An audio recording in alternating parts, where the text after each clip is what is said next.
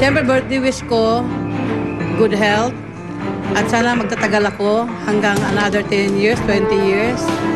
At yung healthy ang buong pamilya ko, intact kami lahat.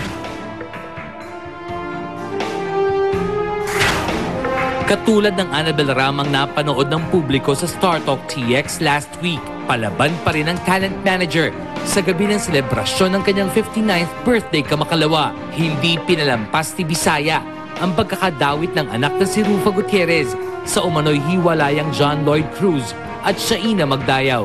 Ang sabi ko kay Rufa, huwag mo nang pansinin niya wala mga pangalan, mga starlet lang yan. Hindi mo sa ka-level, huwag mo patulan na yung mga grabing intriga na yan. Mga lahat ng insecure kay Rufa, good luck lang sa inyo, Day. Pasensya na lang kayo, hindi kayo matangkad. Samantala, hindi na makahintay si Annabel na sagutin ang natanggap na sabpina kaugnay ng mga kasong isinampal laban sa kanya ni Nadia Montenegro. Excited na akong sumagot. Kaya tama-tama weekend, long weekend, sasagutin ko lahat ng gusto ko sumagot kasi lahat kasi nungalingan eh. Tapos ang sagot ko talagang katotohanan. Baka siya mawindang sa sagot ko. Yun lang yun. Isyong kailangang harapin. Tanong na dapat sagutin now. Ano ang balak gawin ni Annabel Rama sa harap ng patong-patong na reklamong iniharap sa kanya ni Nadia Montenegro?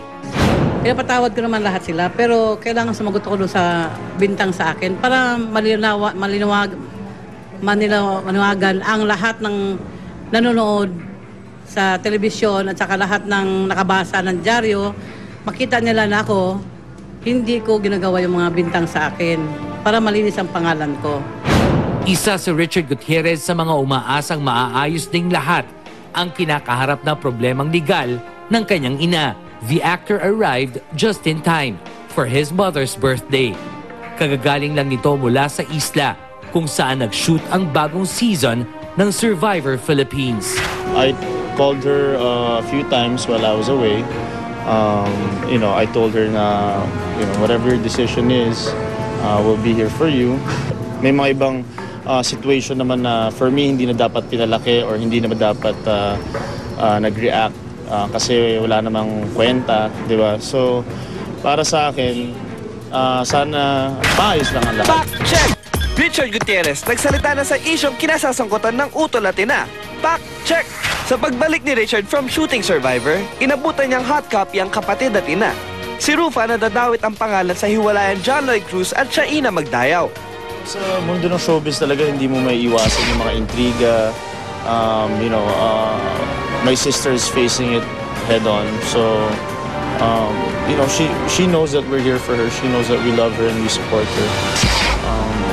I think kahit anong problema ang meron ng isang pamilya, basta magsama-sama kayong pamilya, lahat malalampasan. Habang si Annabel naman ay warlang-warla versus Nadia. My mom is very tough. She's very strong. She's, she has a strong character. I called her a few times while I was away. I told her na whatever your decision is, we'll be here for you. Pinakikialaman mo ba ang nanay mo sa mga isyong pinapasok nito? Minsan, I give her my 2 cents. I give her, what I feel about the situation. May mga ibang situation naman na for me hindi na dapat pinalaki or hindi naman dapat nag-react. Excited si Chard dahil just in time ang pagbabalik niya sa birthday celeb ni Annabel. Yun lang yung hiningi niya sa akin na sana I can make it in time for her birthday party. And andito ako ngayon. I'll get to hug her and kiss her, and I think yun lang yung hinihintay niya ngayong gabi. At syempre, excited din sa pag-airin ng bagong season ng Survivor na may mga buwis-buhay moments raw, literally.